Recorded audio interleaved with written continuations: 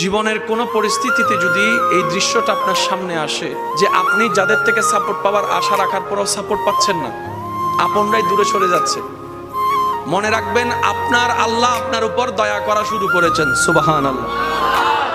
ওই বিপদ থেকে আপনি যাদের সাপোর্ট নিয়ে উঠতে চাচ্ছেন, রব চাচ্ছেন আপনাকে কেউ না করুক সাপোর্ট, আপনার আল্লাহই স্বয়ং আপনাকে সাপোর্ট করতে চাচ্ছে বলেই মানুষকে দূরে সরাই দিচ্ছে। সুবহানাল্লাহ। জীবনে যদি কখনো দেখেন কাছের মানুষ দূরে সরে যাচ্ছে, বেঈমানি করছে, দুই নম্বরই করছে, চোখ উল্টাই ফেলছে, আপনি বুঝে নেবেন আল্লাহ তাআলা আপনাকে দুনিয়ার আসল চিত্র দেখাচ্ছে। আপনি যেন বুঝতে পারেন আপনার আপন বলতে আল্লাহ ছাড়া, আপনার আপন বলতে আপনার নবী ছাড়া আসলে আর কেউ নাই, আসলে কেউ নাই, আসলে কেউ নাই। আপনার ভালোবাসার অধিকার পাওয়ার একমাত্র আল্লাহর আছে, স্রষ্টা হিসেবে নবীর আছে। আপনার উম্মত হিসেবে আপনি ভালোবাসবেন আপনার নবীকে, আপনি আল্লাহকে ভালোবাসবেন, আপনার নবীকে ভালোবাসবেন। এই বুঝটা দেওয়ার জন্য আল্লাহ অনেক সময় দুনিয়ার এই বাস্তবতা আমাদের সামনে এনে দেয়। অনেক ভাই বোন, ভাই ভাই এমনও আছে মানুষের কথার ফাঁদে পড়ে, ভুল বোঝাবুঝির কারণে কিংবা মেজাজ গরম থাকার কারণে, দুই চারটা কথার শিকার হওয়ার কারণে হয়তো কোনো একটা সময় দূরত্ব হয়েছে, কিন্তু এখন একজন আরেকজনের সাথে মিলতে চায়, বসতে চায়।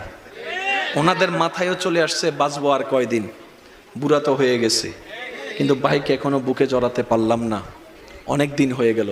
বড় ভাইয়ের মনেও সে তৃষ্ণা থাকে, ছোট ভাইয়ের মনেও সে আকাঙ্ক্ষা থাকে, কিন্তু অনেক দিনের দূরত্বতার কারণে, লজ্জাবোধের কারণে তারা মিলতে পারে না। আমি আমার ভাইদেরকে, যুবক ভাইদেরকে অনুরোধ জানাবো, যদি এরকম কোনো ফ্যামিলি কন্ডিশন হয়, আপনারা যুবকরা মিলে, ভাইরা মিলে, চাস্তো ভাই জাত্তো ভাইরা মিলেই আপনারা উদ্যোগটা নেন, ভাই ভাইকে যেন জড়াই ধরতে পারে, ভুল বুঝাবুঝি যেন শেষ হয়ে যায়। কথা বলেন ঠিক কিনা? বান্দা বান্দাকে মিলানোর কাজ করবে, আল্লাহ সেটা দেখে গুনাহ মাফ করে দিবে। সুবহানাল্লাহ। আমি শুনি না, আরো জোরে বলেন। মিলে থাকেন, কেউ মিলে থাকতে না চাইলে তার আল্লাহরে সে জবাব দিবে। আপনার পক্ষ থেকে আপনি ক্লিয়ার থাকেন, মানুষের উপকার করবেন, থ্যাংক ইউ পাওয়ার আশা রাখবেন না, করতেই থাকবেন। কেন?